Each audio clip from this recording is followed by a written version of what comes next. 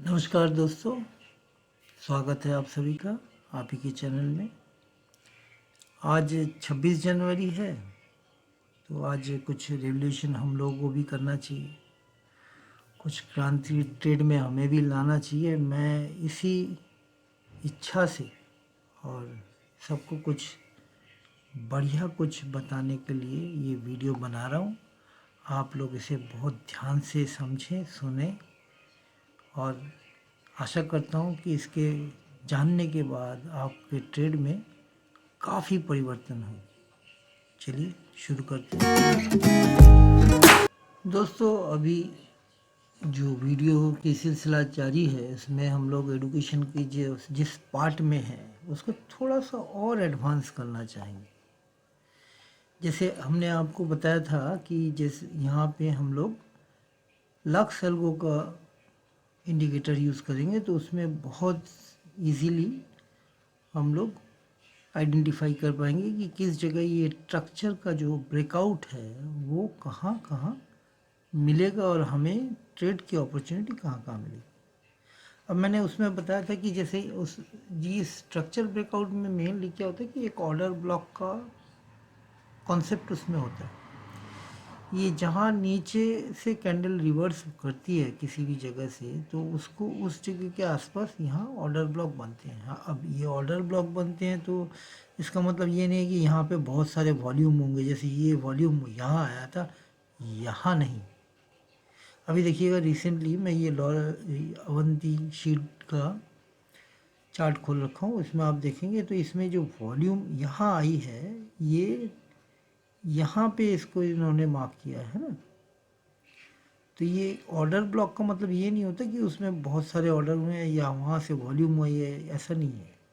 जैसे आप देखेंगे यहाँ लास्ट 3 डेज़ यहाँ पे जो वॉल्यूम है वो धीरे धीरे इंक्रीज़ हुई है। अगर मैं इसको दूँगा तो आप यहाँ अगर वॉल्यूम पे देख, आप यहाँ गौर कीजिएगा कि मैं अगर इसमें वॉल्यूम पे जाता हूँ तो इसमें कितने मिलियन आपको दिख रहे हैं वॉल्यूम, है ना। और उससे पहले 1.56 और उससे पहले 692.0 की। तो ये जो वॉल्यूम जो बड़ी है, इस यहाँ पे ऑर्डर ब्लॉक का हिसाब नहीं है। ये पहले से ज़्यादा बाई सेल यहाँ पे हुआ है, इस वजह से यहाँ वॉल्यूम आई है। अब मेरा कहना ये है कि हम लोग ये वॉल्यूम ब्रेकआउट के हिसाब से नहीं देखेंगे। हम जब स्ट्रक्चर के बारे में रीड कर रहे हैं तो हम स्ट्रक्चर का एक्चुअल कॉन्सेप्ट समझने की कोशिश करेंगे। ये स्ट्रक्चर का हिसाब क्या है। आप कहीं भी चले जाएं पीछे से, तो देखिए यहाँ एक मूव आई थी, तो ये जो एक्स्ट्रा मूव है, देखिए बैक टू बैक यहाँ तक बॉडी इसका आया हुआ है। मार्क करता हूँ, समझ में आएगा आपको।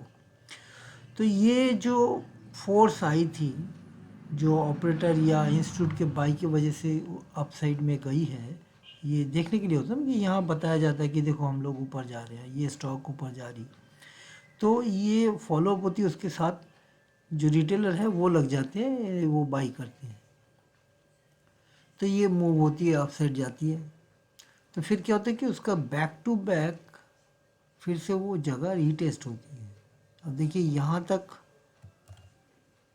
रीटेस्ट हुई थी और ये जो फेस है ये गैप रह गया था, यहाँ बैक टू बैक नहीं गई थी यहाँ पे। इस वजह से ये फेयर वैल्यू गैप के अंडर ये आ जाता है। ये क्या होता है ना, ये फिर से एक बार रीटेस्ट होना चाहिए होता है।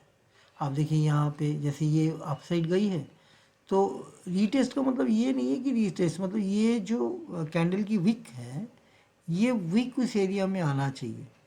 अब मैं आपको कैसे बताऊँ विक कैसे कैलकुलेट होगी। जैसे ये वाला कैंडल ऊपर गया है, तो नेक्स्ट 2 सेशन में क्या हुआ कि वो जो एरिया जहाँ से ऊपर गई है, ये पिछला वीक कितना बड़ा था, कवर है, मतलब इस बॉडी मतलब बाई सेल जो है इस एरिया में हुई है। फिर ये बड़ा कैंडल बना और फिर ये देखिए सेलिंग आकर ये बॉडी के अंदर ये मैच हो गई। मतलब यहाँ कहीं गैप नहीं है, यहाँ देखिए कोई गैप है पूरा, है ना।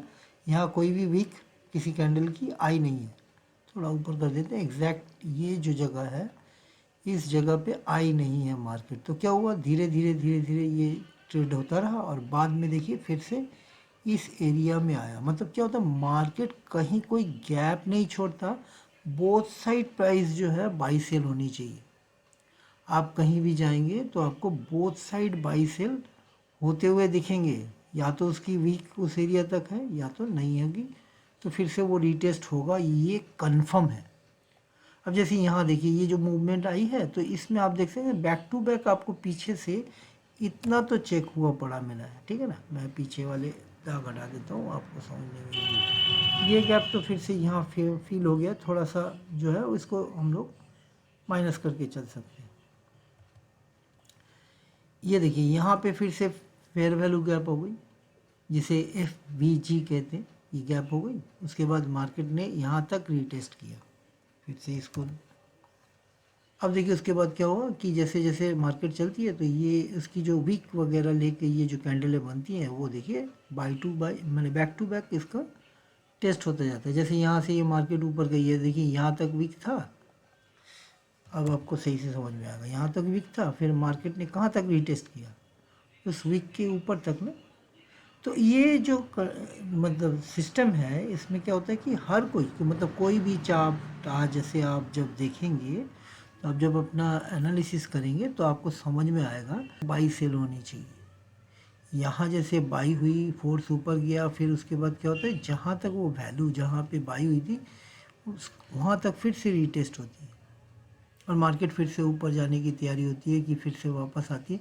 ये चलता है। अब देखिए मैंने हटा देता हूँ। अब हम लोग के यहाँ पे गैप कहाँ था, यहाँ पे गैप था, है ना। इस एरिया में कैंडल नहीं आई थी।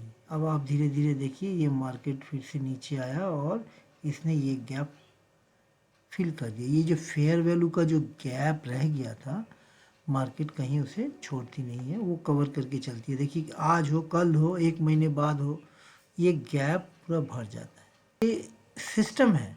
आप कोई भी चार्ट देखेंगे तो ये यहाँ पे कहीं पे भी बैक टू बैक वो फोर्स आती है, चेक करके जाती है, ये आएगी। ये मतलब कहीं भी किसी भी चार्ट पे आप जब ट्रेड करेंगे या देखेंगे, उसको चार्ट को मिलाएंगे, जैसे ये फोर्स आई थी, ये ऊपर गई तो यहाँ एक गैप बना था, देखिए वो गैप फेयर वैल्यू गैप, मतलब यहाँ तक तो मार्केट पहले से ट्रेड इन का बना था।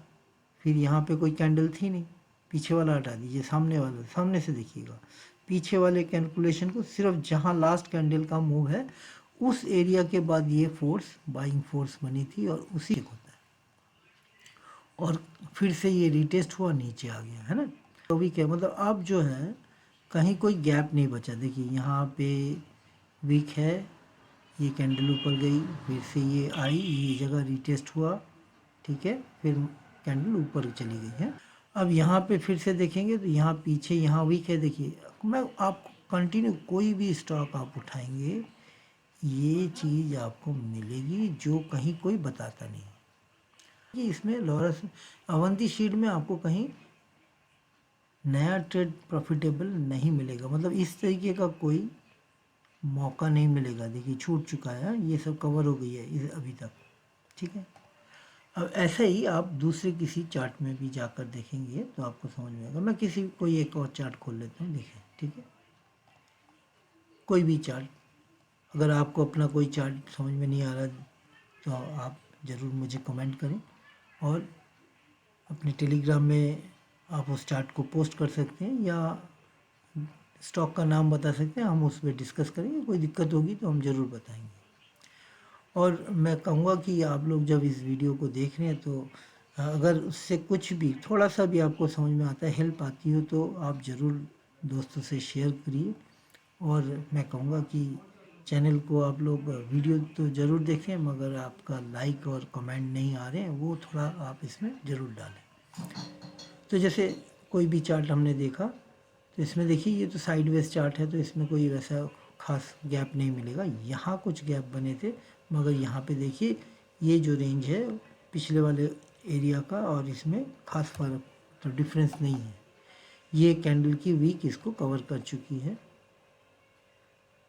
फिर उसके बाद मार्केट ऊपर गया, नीचे आई है, मगर हमको उस टाइप की जगह चाहिए होते हैं जिसमें आपको फिर से एक ट्रेड मिला। जैसे ये सब जो है फेयर वैल्यू गैप बने थे और उसके बाद वो मार्केट ने उसको कवर कर लिया। ठीक है, आगे चल के देखिए यहाँ पे फिर से बनी थी, क्योंकि यहाँ बैक टू बैक, हाँ नहीं, यहाँ पे बैक टू बैक हुई थी, क्योंकि ये जो विक्स है, ये कैंडल के विक्स जो है उसको कवर करती है, मतलब प्राइस यहाँ तक रीटेस्ट हो चुकी है, तो इस वजह से ये कैंडल नहीं चलेंगे। फिर थोड़ा सा आगे चलते हैं, यहाँ जाके देखिए ये गैप बनी थी, इस बीच में कोई कैंडल ना आगे है ना पीछे है, देखिए ये फिर से कवर हुआ है। ठीक है, समझ में आ रहा है आपको? आप मेरे कर्सर की तरफ देख सकते हैं, यहाँ इसकी वीक की हाई है और यहाँ इसकी वीक की हाई है, तो मतलब ये जो कैंडल था ये फिर से फिलअप हो चुका। आगे चलते हैं, देखिए यहाँ पे फिर से एक गैप बनी थी, यहाँ के बाद बीच में थोड़ा सा जगह था, मगर मार्केट ने फिर से इसको भर दिया है। मतलब बहुत कुछ सीखना होगा ऐसा नहीं है, बहुत कुछ जानना पड़ेगा ऐसा नहीं है, सिर्फ आप इतना सा भी अगर समझ लेंगे तो आपको ट्रेड थोड़े से ढूंढने में आसानी होगी। जैसे ये देखिए यहाँ से मूवमेंट बनी थी, मैं इसी को उठा लेता हूँ, यहाँ से मूवमेंट बनी थी, इसका वीक यहाँ है, इसके बाद मार्केट ने बैक टू बैक पूरा चेक नहीं किया, चली गई ऊपर। कहाँ तक गैप बना था? ऊपर यहाँ तक। ठीक है, अब जैसे मार्केट इस एरिया के बाद रीटेस्ट करने के लिए जब नीचे उतरती है, तो ये जो एरिया होता है शॉर्ट का, वो कहाँ तक आती है? आई ट्रेड मिला आपको? समझ में आ रहा है? अगर इसी तरीके से जब मार्केट गिर रही है, जो मार्केट स्ट्रक्चर जो गिरती हुई नीचे आ रही है, कहीं उस तरीके का कहीं आपको कवर करने का जगह, जैसे ये बड़ा कुछ कैंडल बना था, यहाँ तक टेस्ट हुई थी, फिर बाद में ये नेक्स्ट सेकेंड 2 दिन में यहीं तक वापस टेस्ट मिनिमम होती है, हुई, फिर से यहाँ ऊपर बना, फिर नीचे चली आई। देखिए यहाँ पे भी इस स्टॉक में भी आपको कहीं वापसी में ट्रेड नहीं मिलेगा, क्योंकि वो जो जगह है वो कवर होती होती आ रही है। तो आप अगर यहाँ चलेंगे तो मैं आपको कुछ इस तरीके के चार्ट मैंने अपने टेलीग्राम में दिए हैं, आप बहुत सारे चार्ट इसमें हैं, देखेंगे कि जैसे ये जो स्ट्रक्चर टूटा है। अब हमने इस स्ट्रक्चर टूटने के बारे में क्या बताया था कि इस कैंडल को मार्क करना है, और कैंडल के नीचे जाए मार्केट चाहे ऊपर जाए, आपको जैसे ही इस एरिया को वो ब्रेक करेगी तो पहले दिन आपको करीबन 2% के आसपास प्रॉफिट मिल जाएगी। अगर फिर से ये वापस आती है और यहाँ से गिरना शुरू करे तो आपको 5% के आसपास प्रॉफिट आपको मिल सकती है, एवरेज। अगर ऊपर भी जाती है तो आप यहाँ से ब्रेकआउट अगर होगा तो यहाँ पे भी आपको 5% के आसपास प्रॉफिट के चांसेस रहते हैं। ये इतना ही मैंने बताया था।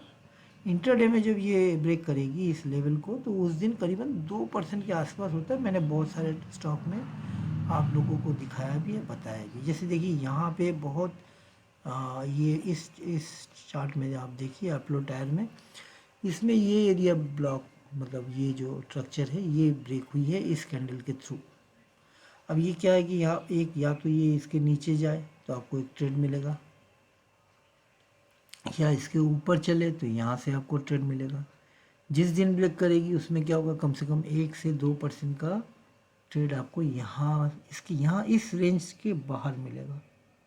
और अगर उसको होल्ड करते हैं किसी, मतलब ये रीटेस्ट जब भी इस एरिया में फिर से आती है और फिर से गिरना शुरू करे तो एवरेज आज पकड़ सकते हैं कि आपको स्विंग ट्रेड की तरह 2-3 दिन के अंदर 5% के प्रॉफिट हो सकते हैं। इससे ज़्यादा लालच नहीं करना है, 5% से थोड़ी कम होती है तो भी चलेगा। अगर 2-3 दिन में 5% प्रॉफिट होती है तो बैंक आपको साल में 6% या 5% देती है, आपने यहाँ 2-3 दिन में कमाया है। ठीक है, मैं आपको इतनी इजी ट्रेड बता रहा हूँ जहाँ आपको ज़्यादा कुछ नहीं सोचना है। ये देखिए ये स्ट्रक्चर ब्रेक नहीं हुआ है, ठीक है, एक कैंडल चाहिए जो इसको ब्रेक कर दे, फिर उसको मार्क करेंगे तो यहाँ ट्रेड मिल जाएगी। यहाँ देखिए इस एरिया में आ रही है, ठीक है ना, ये फेयर वैल्यू गैप था जो मार्केट ने रीटेस्ट करने के बाद यहाँ गैप पड़ी थी, फिर मार्केट ऊपर गया, फिर यहाँ ये देखिए अब ये गैप जो है अब नहीं रही। ठीक है ना, ये जो बैक टू बैक नहीं चेक हुआ जो एरिया है वो यहाँ पे आके नहीं रही। ठीक है, इससे पहले आई थी, अगर हम लोग सोचे तो इस एरिया के बाद यहाँ आई थी, मगर थोड़ा सा गैप था, मगर अब पूरा फिल हो गया है। इस एरिया में आपको फिर से सपोर्ट मिलने के चांसेस हैं और यहाँ से रिवर्ट कर सकती है स्टॉक। यहाँ से इसका रिवर्सल हो सकता है कि ये पुराना सपोर्ट है इस एरिया में, तो यहाँ से रिवर्सल के चांसेस 100% है। यहाँ से पुल बैक मिल सकती है, ये जियो फिनांस का है। यहाँ पे मैं जो बताना चाहूँगा, यहाँ पे आप देखेंगे तो ये फेयर वैल्यू गैप इस एरिया में छूट गई है और यहाँ तो है ही है, कम से कम यहाँ तक को तो आप देख ही पा रहे हैं कि बैक टू बैक कोई भी वीक नहीं है। तो इस एरिया में एक चांस है रिवर्सल होने के, और इस तरीके से ये चल पड़ी तो यहाँ से ये इसका 50% है, सेंट्रल जोन है, और उसके ऊपर चलती है तो यहाँ से यहाँ तक जा सकती है। इस एरिया में जाने के चांसेस सबसे ज़्यादा है, क्योंकि यहाँ जो है फेयर वैल्यू गैप पड़ी हुई है। होल्ड करेंगे तो आपको ये टारगेट मिल सकते हैं, ठीक है। मैं क्या कहते हैं, सोशल मीडिया है तो इससे और बढ़िया क्या बता सकता हूँ। फिर यहाँ देखिए ये फेयर वैल्यू गैप इस एरिया में छूटा हुआ है ना, इसमें बैक टू बैक ये देखिए इस यहाँ तक जो है प्राइस चेक हुई थी पिछले लास्ट कैंडल में, और उसके बाद जो कैंडल बनी है वो बैक में वहाँ तक वापस नहीं गई है, रीटेस्ट नहीं हुआ है। तो इसका मतलब है कि इस एरिया के ऊपर या यहाँ से अगर चलना शुरू करेगा तो ये गैप जो है ये भर जाएगी, यहाँ तक इसका टारगेट आ जाएगा। ये पॉली कैप का चार्ट है, देखिए यहाँ लंबे टाइम से ये सपोर्ट जोन में इस एरिया में आया। ये फेयर वैल्यू गैप था जिस एरिया में मार्केट पहले नहीं आया था, ये गैप भर चुका है। आप चार्ट को अपने से भी खोल के देख सकते हैं तो आपको समझ में आएगा इस एरिया का जो है वो गैप अब फिलअप हो गया। इस एरिया में जैसे ये एक क्या है, स्ट्रक्चर टूटने का जोन है, जिस एरिया में एक कैंडल और बनेगी तो यहाँ पे एक नया ट्रेड मिलने के चांस है। ये बार्जर प्रिंट का है और उस कैंडल को आपको मार्क करना है और उसके ऊपर नीचे ट्रेड आपको मिल सकती है। जैसे इसमें टाटा कंज्यूमर में भी देखिए यहाँ पे पिछले दिन इस कैंडल ने इसका जो स्ट्रक्चर है ये ब्रेक किया है। यहाँ अगर आप इसको देखेंगे यहाँ 2% का ट्रेड हुआ है, नहीं हुआ है तो आप एक बार देख लीजिएगा, मुझे लगता है कि ज़रूर हुआ होगा। नहीं हुआ है तो ऊपर अगर ये फिर से ऊपर चलती है तो 5% के प्रॉफिट होने के चांसेस है। फिंगर क्रॉस है, मुझे लगता है कि आपको यहाँ पे वो चांस देखने चाहिए, ठीक है। ट्रेड दिखाना मेरा काम है, ट्रेड में प्रॉफिट होना नुकसान होना ये आपके बस का है। मैं कोई रिकमेंडेशन नहीं कर रहा हूँ, मैं सिर्फ आपको सिखा रहा हूँ कि आपको कैसे ट्रेड निकालने हैं और चार्ट को कैसे रीड करना है, ये मैंने आपको बताया, जो कोई नहीं बताएगा। ना ही आपने इससे पहले कभी इस तरीके की चीज़ें सुनी होंगी कि ये जो बैक टू बैक पूरी जाती है, पूरा टेस्ट होता है, ये ही एक्चुअल है। आप किसी भी चार्ट में जाएंगे तो देखेंगे कि बोथ साइड बाई सेल से वो एरिया कवर्ड हुआ होता है। इस वजह से हर जगह आपको वी शेप का स्ट्रक्चर दिखाई देता है, या आप इसे एन बता सकते हैं, ठीक है ना। एक्चुअली ये वी होती है, एक उल्टा भी एक सीधा भी, तो ये पूरा जाके वो जो स्ट्रक्चर है वो कंप्लीट होती है। वी क्यों होती है ये नहीं बताते हैं लोग। वी इस वजह से बनती है, एन इस वजह से बनता है कि वो प्राइस जो है फिर से रीचेक होता है। शायद पता नहीं होगा इसलिए नहीं बताया होगा। चलिए, यहाँ आपको फिर से एक फेयर वैल्यू गैप मिली होगी और ये इस एरिया तक आपको वापसी में ट्रेड मिलने के चांसेस मिल सकते हैं। और ये देखिए इस कैंडल ने इस स्ट्रक्चर का ब्रेकआउट हुआ था, तो अगर ऊपर जाए तो आप समझते हैं, नीचे जाए तो कितना आ सकता है ये भी आप समझ रहे हैं। ये फेयर वैल्यू का गैप है, तो नेचुरली ये एरिया टूटेगा तो इस कैंडल का लो तक मार्केट नहीं आएगा, यहाँ तक आएगा ज़रूर, ठीक है। आप समझ रहे हैं, ये विप्रो का चार्ट है। वैसे भी अभी डॉलर का प्राइस बढ़ा हुआ है तो मार्केट इसको ऊपर, मतलब आईटी के किसी भी स्टॉक में आपका मूवमेंट बहुत बढ़िया चल रहा है। तो देखिए ये एक सपोर्ट जोन में है फर्स्ट शॉर्ट सोल्यूशन। इस एरिया में ये इसने स्ट्रक्चर ब्रेक किया। अगर ये ब्रेकआउट होती है तो यहाँ 2% तो आपको ज़रूर मिले थे। 5% भी होगा तो मुझे गिमिक नहीं लगेगा, मैजिक नहीं लगेगा। ठीक है, तो मेरे ख्याल से मैंने इनफ इन चीज़ों को आपसे डिस्कस किया। देखिए ये जो एरिया पूरा कवर होता है, अगर जिस एरिया तक ये वीक आपकी आई होती है तो उसके आसपास ही मार्केट टेस्ट करके निकल जाता है। इस वजह से क्या होता है कि आपको ये प्रीवियस जो हाई है यहाँ तक मार्केट बहुत समय होता है कि नहीं जाता। तो वो जो वीक एरिया जहाँ पे बाई सेलिंग का जो प्रेशर था उसी एरिया से वो वापस आ जाती है।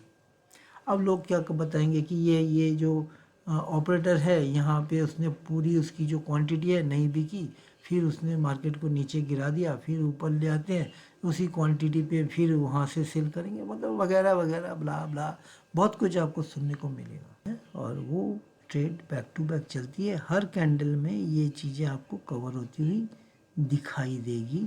जहाँ मिस होगा उस एरिया में फिर से मार्केट आएगा।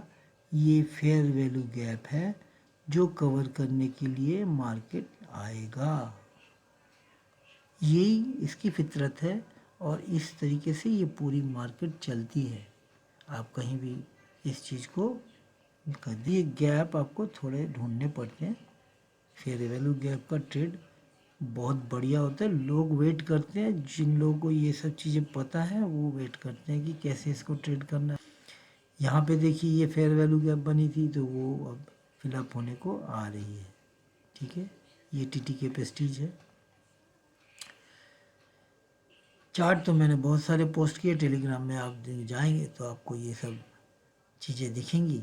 और मैं इसी वजह से इसको भी आपको कवर कर दे रहा हूँ कि देखिए ये जो फेयर वैल्यू गैप वगैरह है आपको समझ में नहीं आया होगा चार्ट, तो ये चार्ट में क्या दिखाया गया था कि इस एरिया में फेयर वैल्यू गैप थी जो मार्केट ने इसकी कंप्लीट कर ली है या उसके आसपास है। फिर से इस सपोर्ट जोन में बाई बनेगा और रिवर्सल के चांसेस 100% है। ये बोलना सही नहीं होगा, सोशल मीडिया है। ठीक है, नमस्ते, धन्यवाद दोस्तों। हाँ, आप लोग ज़रूर इसमें लाइक और कमेंट ये किया करें, नहीं तो क्या होता है कि मुझे भी समझ में नहीं आ रहा कि आप लोग कितना समझ पा रहे हैं और नहीं आपको समझ में आ रहा है। और अगर थोड़ी सी भी इसमें से आपको समझने में कुछ भी हेल्प होता है तो आप ज़रूर अपने दोस्तों के साथ इसे शेयर करें, आगे बढ़ाएं। Thank you.